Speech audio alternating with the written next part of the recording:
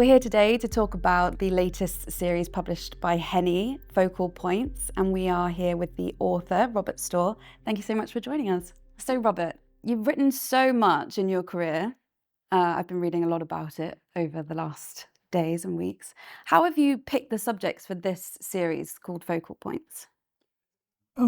This is all material pulled out of a much longer list of essays written for multiple publications and also for catalogs and so on. So this represents people about whom I've said things more than once.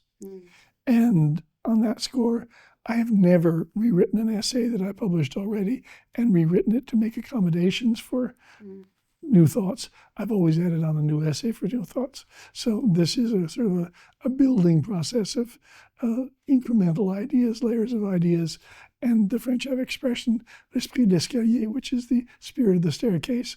All the things you thought you should have said the minute you have closed out something. So this is a series of steps on that staircase. So how much kind of have you edited and worked on the texts that you've obviously written dating all the way back to the 80s? Almost none.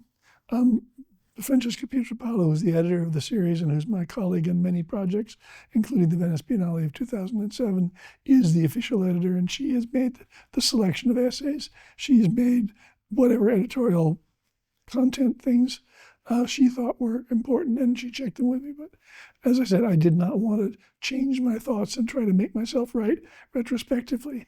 I just wanted to get them out and get them in debate with themselves, these different essays. Francesca did, in fact, update a few things, but only minor things, and fact-checking and whatever. Has it been kind of educational for you as a writer to go back and look at these and pull together things that weren't, about the same artist, but weren't together, obviously, all in one place? Believe it or not, it's terrifying. And also, to a large extent, I remember these things from when I read them, I wrote them, so that I don't need to reread them. I can just read a little bit of it and pick up the thread of what I was talking about, and then see where something else that I might write would segue into that continuous thought.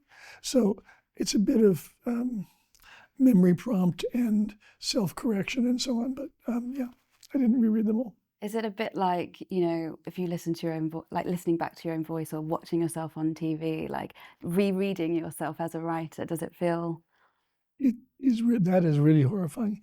And I dare say, even though I'm going to enjoy this experience talking to you, I probably won't look at the tape because I am very self-conscious about how I sound and how I speak in public. So, but rereading, I should say, things I've written is not quite the same insofar as the material itself is the text. And that is something I can re-engage with as an artifact in a way that I can't with an image taken of me talking. In your introduction to the first volume on the artist Bruce Nauman, you describe him as the most indispensable artist of the past half century. Can you briefly summarize why you think that? I think that because because in fact he had not just something to do in all kinds of new areas, new media, and of all the new media artists coming out of the 70s and late 60s, he's probably done the most substantial work across the board. And he's not alone. There are other people certainly, but anyway. But he also is deeply self-critical. So he does in his new work things that correct your sense of where he was headed before, or that allow for his reservations about things that he's done before, and so on. So I see him, and I think Ed Reinhardt's kind of the same. Ed Reinhardt was a contrarian by nature, but he was also a very funny man. Bruce is a contrarian by nature, but he's not a very funny guy. He's actually he's quite a dark and brooding guy. But no matter, the point is that neither one of them are settled in their thoughts, and that appeals to me 100%. In the book, you talk about the first time you properly met Nauman, and it was in a penthouse bar in a hotel in Houston, and you write that you were surprised that you got on. What was it? Why were you surprised? Because he was a sort of legendary figure by the time I even got involved in him. I was asked to give a lecture at the Houston Museum for Contemporary Art, or what it was called at that time. And so this was just a circumstantial encounter. But I had ideas about him, and I was frankly afraid of him. I thought he was so much smarter than I would not hold up that well. So we met. And again, bourbon is a very helpful ingredient in all such encounters. And we didn't have all that much by comparison to what we did on other occasions, but we had quite a lot. But the point is, he's a fundamentally decent, nice man. And he is not somebody who uses his world power, which is considerable, to swagger or to ask you to, kiss the ring. He's about what he's about. It's there for you if you want it. Sometimes you have to dig hard to get it, but he is utterly straightforward in his fashion. And you kind of became friends. You were in the same circle, and we did, and it was sort of there was one accidental thing, which was that I was a very close friend of Susan Rothenberg, the painter, who has recently died. And the night that Bruce and Susan hit it off and really got going in their romance was a night that I was at dinner at Susan's house. And Bruce was one of the guests, and Joan Simon was the other one. So we were all sitting there talking around the table. And at a certain point, Joan signaled me, and she knew what was going on. And she signaled me, "Do you think we should leave, Rob?" And I said, "Oh, yeah." And then we did. And we left Bruce and Susan with each other. But it was just one of those very strange things, because I was already really good friends with her. I was not yet a good friend of his. I think it was somewhat disquieting for him to have me know her that well. But in the long haul, we ended up being good friends also. And we're now friends still, I think, after Susan's death. It's incredible that you were part of that kind of art history, in a sense. It's the personal stories of art history, but still.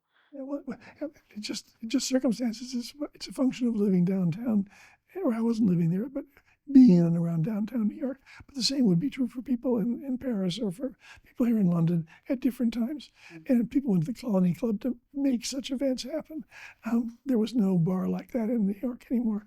There was Puffy's, and there were a couple of places like that, but this was a domestic home dinner, that's all. It was such a different time in New York back then. It's not like it is now.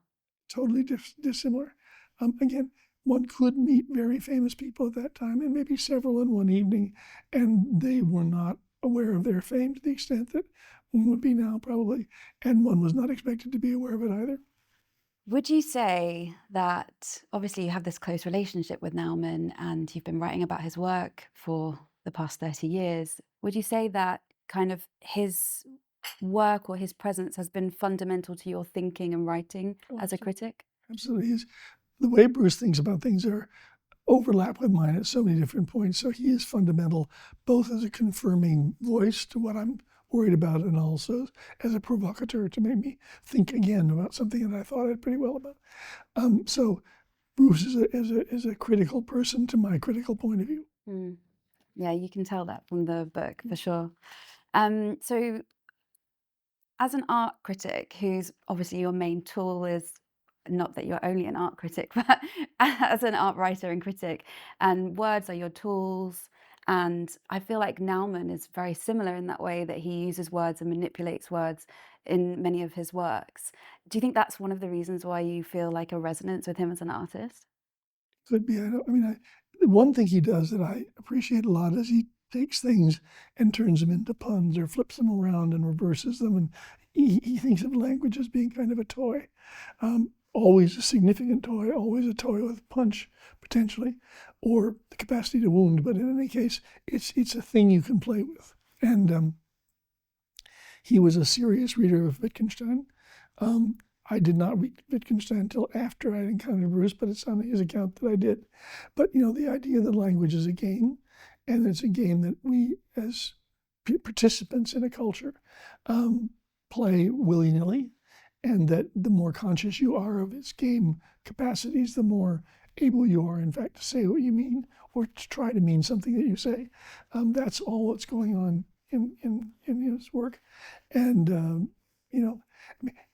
he does more than play with words. He plays with the register of the voice. He plays with the intensity of the sentences in all kinds of syntactic ways. And that's really the thing. He understands language holistically.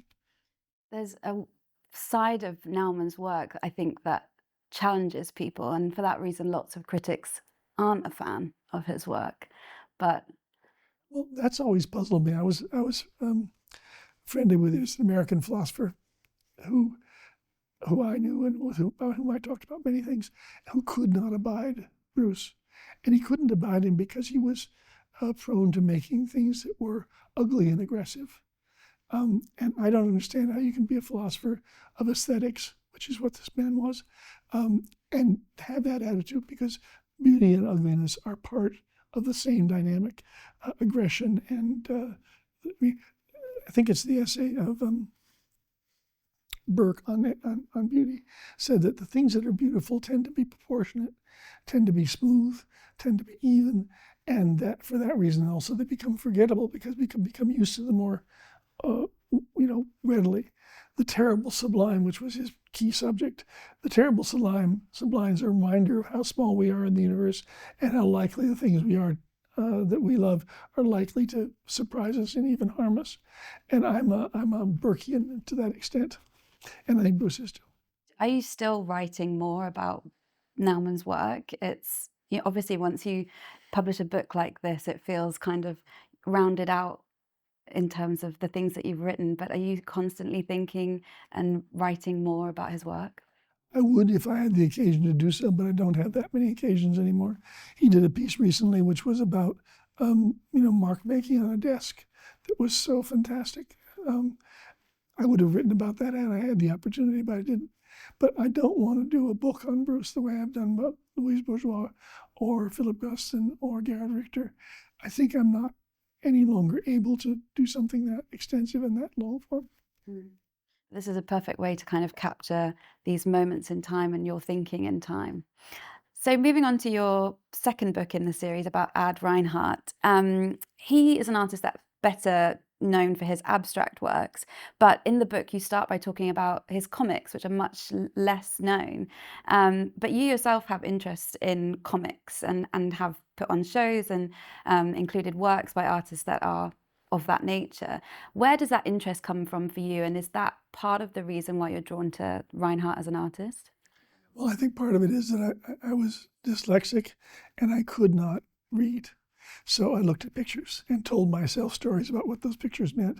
So I was a natural for comic books, which in my generation, adults disapproved of heartily, my father in particular. And he used to say, this is junk, and don't get too involved in it. I was part of my rebellion was to go for comic books. And I went for some pretty good comic books. Tintin in those days wasn't unavailable in the States, but somebody I knew was an importer of French books and Belgian books, and Casterman also. Comic books were my lifeline, were the way I learned how to read, to try to figure out what was in those balloons and boxes relative to what the pictures were telling me.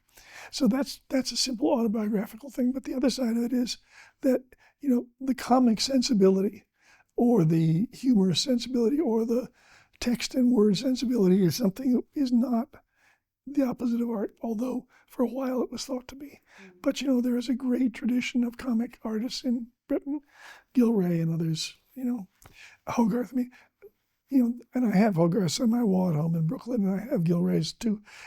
There's a lot of this in certain cultures. French culture has it with Daumier and others. So the idea that comics and that fanciful, playful drawing was the antithesis of high art is a shibboleth that just does not make sense by any real estimation. And of course, the early use of the term cartoon has to do with the cartoons that Raphael and others made in anticipation of making major works, narrative works, murals, tapestries, you know. So all this language is tainted in the commercial versions of it that are themselves not tainted but have been treated as if they were. And also, these are not different parts of the human spirit. They're interlaced and converging.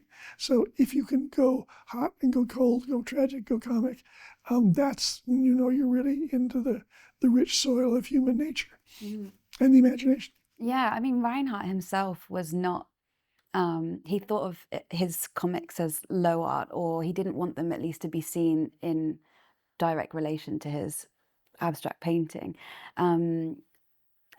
How do you think he would feel about having them written about? Obviously, there was this show that you mentioned about in the book that was put together for his centenary. Do you want to talk about that? Well, I think Reinhardt drew a line between his comics and his paintings because at the time that he was doing both, there was this great divide. And if you wanted to be taken seriously as a painter, you could not also be a comic artist or a comic page artist.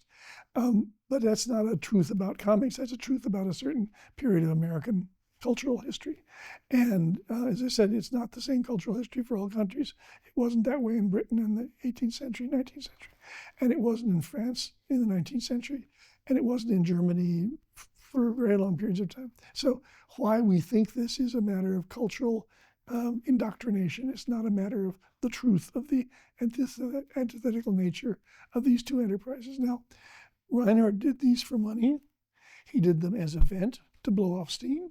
He did them as a way to channel his comic and satirical instincts, which were huge. There was no room for them in the New York art world of the 1950s when everybody pulled long faces and was only interested in truth with a capital T. But we know from the Guston show that you just had here in London that he was not the only, Reinhardt was not the only person who had alternating currents, and de Kooning did as well, and so on, even Pollock. So I think the long and the short of it is that he was one man. He did both things. He did both things superlatively well. He was uneasy in how people might receive them, and I think it would also add that the people around him were uneasy. His widow, Rita Reinhardt, still does not understand, I think, the genius of his comics relative to the genius of his paintings, but that's her affair, not mine. And obviously, you bring all of his work together. Do you think it's important to look at not just the abstract paintings, but the black paintings, the caricatures, and also these slides that he made, to take photographs and put them together for kind of presentations and lectures and things like that? It's important to see them as a whole, to understand him as an artist. Well, I think the slides are a whole dimension that really deserves still more attention because he was a student at the Institute of Fine Arts where I used to teach, which was the premier school for training art historians, high art historians. Panofsky and all those people taught there. Okay, now that's number one. Number two, at that place, the standard mode was you gather people into a lecture hall and you show them slides. And they learn art history by looking at pictures of art history with lanterns. And then you would maybe go into the galleries and see as many of the real works as you could. But first of all was the slide lecture. Well, the slide lecture is a form. And so he was in that class. And that class also had Philip Pearlstein, which HENI has also recently published a book about. And Pearlstein was also trained as an art historian by Panofsky. So two of these men are of the same generation, had the same curiosity about the history of art, all in being people who made it in the present tense. And that is significant because the way people talk about the 50s, as if there was no social background, as if there was no intellectual complexity to these men other than their genius, is where the trouble starts. But it's not their problem. The way that he made these slides and taught with them, but also, shared them with fellow artists, did these presentations, in the book it's mentioned that it changed the way that art history was taught. It wasn't this kind of very structured, textbook kind of structure. It was, I've been and I've seen these places, I've taken photographs all over the world. Do you think that he really, helped to change that?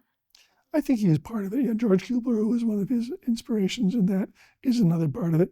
But I think in general, people were sort of weaning themselves from the idea that there was a strict canon, that the strict canon had basically been covered and all you needed to do was to fill in the gaps. And that there was a more exploratory approach to other cultures, to other places, and to other traditions. So it was the beginning of something that we see now everywhere. I mean, I was just at the Tate Britain yesterday, and the Tate Britain is full of sort of variety, and variety in mediums, variety in cultural backgrounds, varieties in tone. And I think this was a very, very difficult thing for straight-laced, traditionally trained art historians to admit as a possibility. But now everybody knows it's a possibility. So the question is, who does it the best? Reinhardt really worked across media, and he seemed like he channeled the different sides of himself into these different media. So he was incredibly witty and funny in his caricatures and comics. He was quite serious in terms of his like theory and process when it came to abstraction and the purity of it. And essentially those black paintings towards the end of his life, incredibly serious and incredibly, thought through in terms of theory. And then the slides in themselves seem to be, him focusing on that art education that was really important to him. He did so much teaching throughout his life. And he did cartoons in a socialist-leaning newspaper where he explained art to the masses, and that's not inconsequential. Those comics are really interesting to me because they remind me so much of today's meme culture that you see on social media. And they were drawn in the 40s or 50s, and they're so, they feel so contemporary looking at them now. Yeah. Well, he was a premature postmodernist, I think you could call it. And he was very brilliant, and he was very funny, and he was very sharp. He did not, give people a break if they said nonsensical things. And what is it? There was one exchange where he was introduced at a lecture at Skowhegan, which was a painter's school, and the person who was doing the introduction said, Bob Motherwell, meaning Robert Motherwell, wants you to know that he values Ed Reinhardt because he's almost always right. Mm-hmm. And Motherwell, and Reinhardt clicked back. He said, well, he valued Motherwell even though he was almost always wrong. And he was like that. He could poke fun and hard fun at people who were his peers and who were, at that point, more famous than he was. But it was never malicious. It was always, again, what's a little bit like Nauman. He would turn words around. He would turn formulas around. He would look at the other side of everything and have fun with it. Yeah, I noticed this too. The, again, use of words, the like manipulation of meaning can also be found in Reinhardt's work. And I wondered if maybe that's something to do with the reason why these two artists are the first in the Focal Point series. I think so, although I don't think we had it very clearly in mind when we did it. We just sort of said this one and that one, and then of course they now do it have makes this. Sense. You were saying about how Reinhardt would poke fun at his contemporaries, and you mentioned in the book a long list of people that he would turn his kind of sharp wit on, one of which was Picasso. No one seemed, immune to his very serious wit, but very serious dedication to what he believed was art is art. I mean, I'm beginning to feel sorry for Picasso. He's a punching bag, and everybody wants to take a swing at him.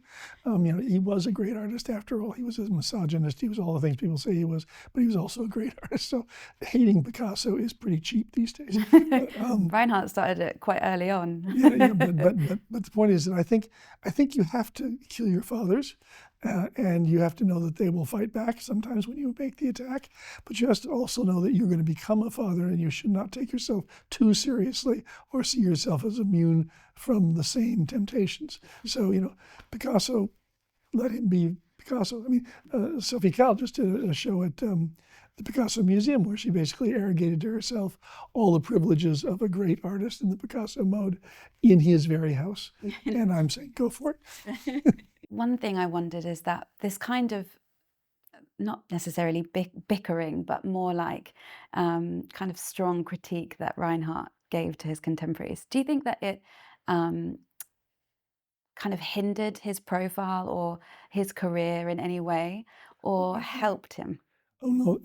I mean, in the fullness of time, it will help his career enormously or his reputation enormously. But in the near term, it definitely put the lid on things for him. And what's her name? Elaine de Kooning, who was also an art writer as well as being a painter, did a very funny caricature of him, and then an article called Pure Paints a Picture, which is, her satire in a Reinhardtian mode of Reinhardt himself. And then Gustin did a caricature of Reinhardt as a kind of tonsured worm. I mean, he was the butt of a lot of pushback, and he took it pretty well, I have to say. So, it was, but those were the days when people were still just people. They were not gods, they were not institutions, they were not industries. And, if you got into an argument in a bar, it might carry out into the next article that somebody wrote, but it might also die at the same time, or the animosities might just float on the top of all of it like froth. But the point is that, Reinhardt was deeply respected by his peers. They were vulnerable as anybody is when they're criticized to their face or to their public audience. But they also never lost respect for him because they knew his opinions were grounded in something. Now, you said something earlier about theoretical. Reinhardt was absolutely not theoretical. And I think it's important to keep this in mind when we look at how these characters play in today's art world, because the number of people who are university trained now, who know theory frontwards and backwards, and academic theory frontwards and backwards, are in the thousands. None of these guys had that kind of education. Only Motherwell, Reinhardt, and Perlstein had academic educations, really. So you're talking about a number of people who arrived at these conclusions more or less on their own by sorting through the available literature and so on. And I think today's art world suffers from the fact that so many people have been so well schooled. I'm not against schooling. I certainly am not against it, and I've had a little bit of it myself, and I've done a lot of it. But, I think schooling is only part of it. And I think you can learn too much at a certain phase of your life and never recover from it. And I think that's the thing. The playfulness of the art world has been dampened. The imagination that is whimsical has been dampened by so much schooling. And I think Reinhardt and Nauman are an example. I mean, Bruce, went to college and took some, graduate courses in psychology. But he never went to school the way people go to school now. And his work would not have been possible had he done so. But the fact that he went and studied psychology, I think you can see that in his work. It has kind of Oh, yeah. And he studied B.F. Skinner, who's now completely off the syllabus for most people. But B.F. Skinner was a very powerful force in the United States in the 60s and the 70s. And he studied it and he rebelled against it. So many of his important pieces, like the one that I had in my first show at MoMA, Help Me, Hurt Me, Sociology, Feed Me, Eat Me, Anthropology, were, pinioned on this kind of resistance to the very thing that had also interested him a great deal. So let's talk about the third book in the series, which is really different to the other two. And I think that's an interesting aspect of this series, Focal Points. The first two are very much about your writings on particular artists, and the third one is more about a very timely topic. So it's called Between a Rock and a Hard Place, and it grapples with that racial division and ideas around representation in America, society and culture. It was published first in 1994, but it's obviously incredibly relevant still today. I just wanted to talk a bit first, because it's an incredibly personal piece, I think, and it's quite different to a lot of your other writing. You said in the book that you were motivated to write the piece because of, and I quote, the tension between the world in which you lived and that in which you worked. Can you talk a bit about that?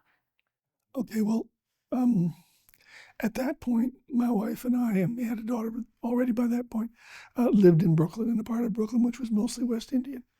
And so I was working for, the elites of the white industrial capitalist world on 53rd Street at MoMA, and at the same time coming home at night to street action of the kind that you find here in the outer boroughs. And I was comfortable with it because I'd grown up on the south side of Chicago.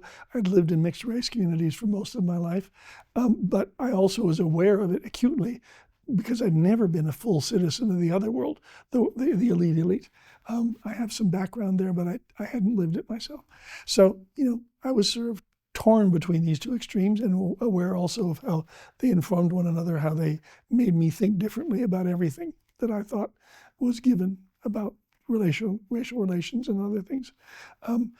By that time, I was part of the white elite. I was the man, except I didn't feel like one. So I wanted to somehow come to terms with that. And the Warhol Foundation had money to commission what journalists call think pieces. And so they asked me if I would do that. And I said, yes, of course. And Arch Gillies, who was the one who commissioned it, agreed to the topic. And so I went to work on it.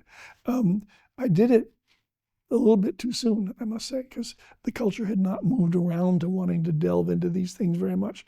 So that piece didn't really have much of a reverberation. I remember there was one of the members of Carter's White House who had read it and said something to somebody who said it to me that he had liked it a lot. But there was no echo at all in the art world. There was none. People just did not want to touch it. It's really interesting. Yeah, I wanted to ask you about that. I mean, first of all, you were working at MoMA at the time when you wrote this.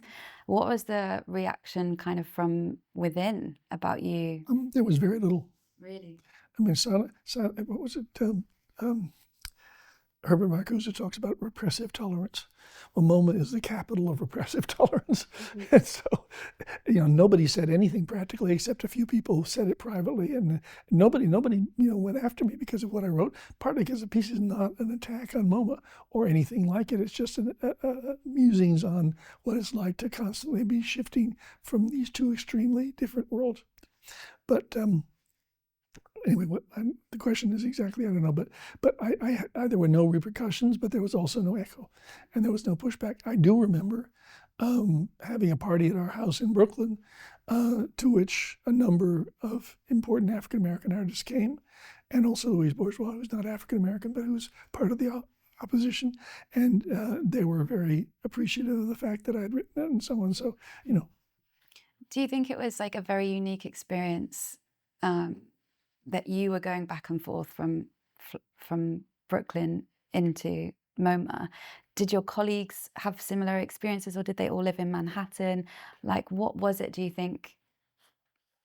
Were you unique in this experience?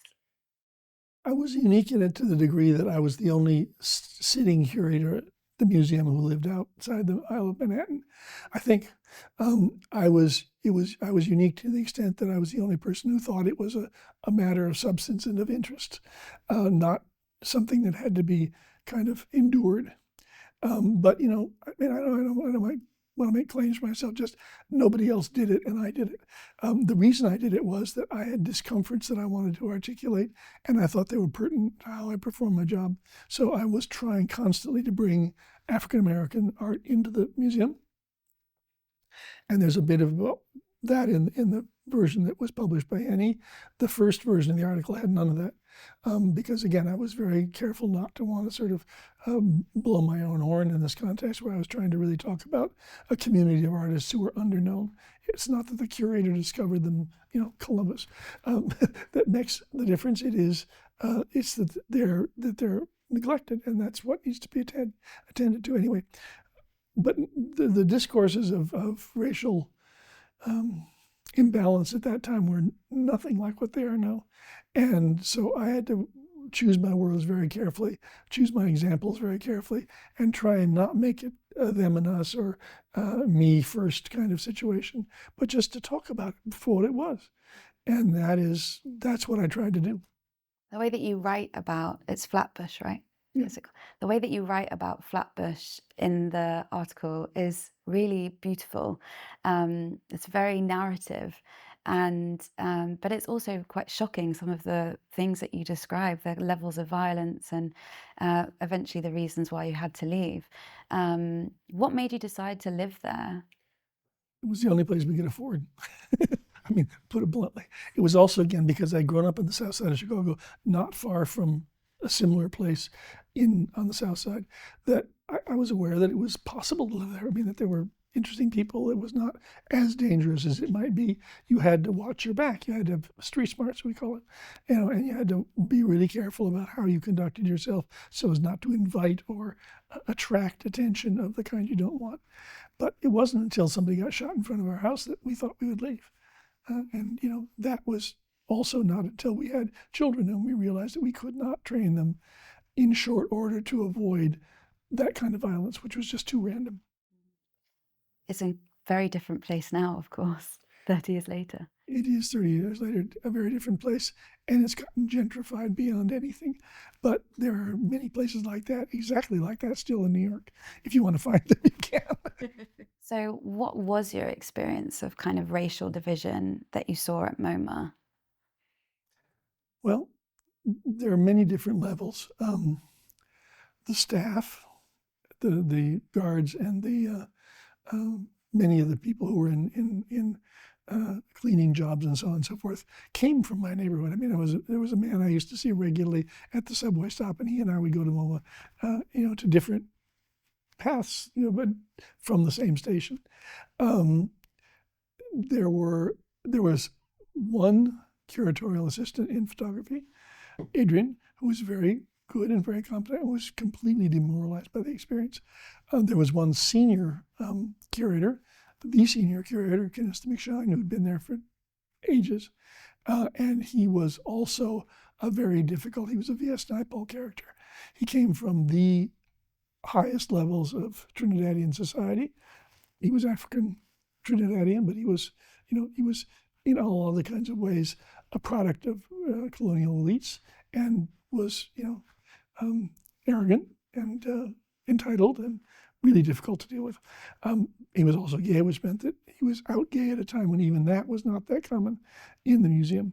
So all of these factors contributed to making it a very uncomfortable place if you knew how to read the social signifiers, and I did. So I was always awkward and feeling a responsibility to speak plainly to people about what was right in front of all of us, and the denial of that fact that was right in front of all of us was considerable. There was a lot of layers of not wanting to see what was right in front of you. You talk about the ways that you tried to challenge this at MoMA, and you've written about it in the book. Can you talk more to that? Well, part of it is just by being a regular guy. If you are just natural with people, and rather than sort of letting them know all the time that you're aware of how different you are and how superior you are, you can do some good. That doesn't do much, but it does do some. It at least allows for space for there to be normal human contact. Beyond that, I, practically speaking, advocated for African-American artists, for African artists also. I had allies in that. Yun, who was then the president, and her partner of that time, Daniel, were collecting African art. And so with their interest in financial help, we were able to acquire some things by I can't remember his name now. Anyway, an artist of Senegal who we brought into the collection. I had been friendly with African-American artists before, so I used those contacts. Now, there were people I could not get through the doors. Adrian Piper was one of them. And Adrian was my first exhibition at MoMA, Dislocations. But when I tried to acquire something for the collection, I just got an absolutely flat out no from committee members. And so, I just abandoned that effort at that time, because I realized that Adrian was too direct. And not to her criticism, but they were not able to handle it. So that was a lesson. Later on, they bought the piece that I commissioned for Dislocations, and they, by the way, never mentioned it to me, but that's okay. Saying thanks to previous generations of curators is not something that curators who are all ego are likely to do. So leave it at that. But there was that. I arranged to have an acquisition of a painting by Glenn Ligon for the collection through a group which was euphemistically called the Friends of Education. And that was to avoid naming an ethnic specific group. And they had all kinds of plausible but not really compelling reasons for doing that. The what if we had an all Jewish group? What if we had an all Chinese group? What if we did that? Anyway, all of that was just the ways in which people tried to avoid obvious problems. And in this particular case, it was an obvious problem with the problem in American history, which is how do you deal with your slave heritage? And that was just not on at that point. Anyway, The Friends of Education, nonetheless, was a fairly dynamic group. It contained Akosho Evans, who founded it, and it also contained George Weens and his wife, and he was one of the founders of the Newport Jazz Festival. And he's a man who navigated this territory for a long, long time, and who was a real player in the cultural field. So in my work with them as a group, I was their non-official advisor for a while, or at least their non-official representative from the museum. And so on down the line. I mean, I was involved in shows outside of the museum that had participation by African Americans or by other people of other territories, and I just tried to take my role as a conspicuous young white figure in the museum seriously and do whatever I could do to build bridges. And of course, with Black Lives Matter, these issues are at the forefront now in the art world, and things are starting to change. 30 years after you wrote that piece, we start to see a bit more progress, even at MoMA. Is that why you felt this was an important subject to cover in the Focal Point series?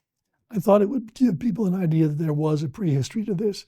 And Darby English, who has been at the MoMA in the meantime, published a substantial book about the representation of African Americans in the collection, and other people have addressed this. So there's a backup network, or not a backup. There is a new wave of young people interested in doing the similar kinds of things. So I thought that was good to acknowledge them, to say this had a prehistory, and there was a prehistory before me. I didn't do all this by myself. I just became aware of how glaringly unattended it had been for most of MoMA's history. You know, to Barr's credit, Alfred Barr, the founder of the museum, he was involved in this. He knew Elizabeth Catlett Moore before I did, and Elizabeth Catlett has since become one of the signal artists of this first generation of Depression-era African Americans. He invited folk artists who were African American into the museum. So Barr was a character in the old regime who understood the pluralities of culture, and he did it very early. So when people make sweeping generalizations about the races in MoMA, those generations are like as not as wrong as the other side, because it is not endemic to MoMA that there is racism. It is endemic to American society. And MoMA has had also very, very liberal, forward-thinking people in every territory. I'm sure that the book will have more echo than you saw when it was first published in 1994. Yeah.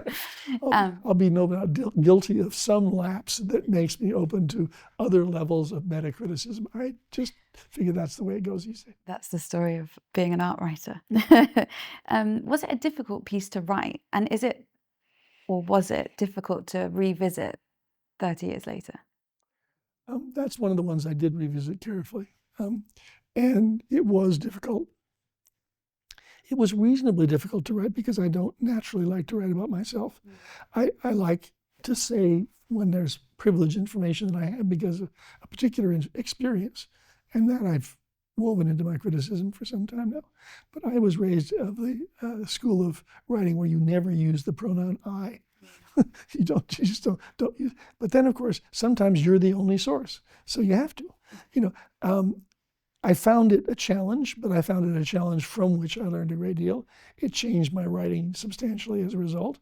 And I'm now trying to write a memoir, which is not going very well because of this resistance. But I think maybe that text is the key to how to do it. Yeah, I agree. You can feel that when you read it. Like I said, it's so personal, but it's a different style of writing, but it's very readable. I mean, in the introductions to the 2 books of essays that I've done for HENI, I put more biographical information than I've ever put out in public, and they're in the HENI books. So if you want to know other pieces of the puzzle, look at those. So you write this beautiful phrase in the essay that I just wanted to read out because I thought it was special and really important and relevant today, and to think that it was written in 1994. Affirming Black identity in the face of white indifference or hostility is not just the affair of activists and certainly not the conceit of social theorists, but a daily struggle for collective recognition, reconciliation, and survival in which everyone is engaged without choice or exception. I think that's... It's true, isn't it? It's so true. It's still... So let's end by talking about the upcoming books in the series. What's planned? Well, as of now, the only one that we've agreed on is a book on Jasper Johns. And Jasper Johns was the godhead when I came into the art world. And he is now sort of already the old master, to the point that there's a yawn in the minds of a good many people. And there's a considerable divide between the American and European take on him, because many Europeans, and I still count Britain part of Europe, whether or not it counts itself part of Europe, many people just feel that he's been overexposed. And I think that's an issue, but I don't think it is the issue, and I don't think it's all that true even so.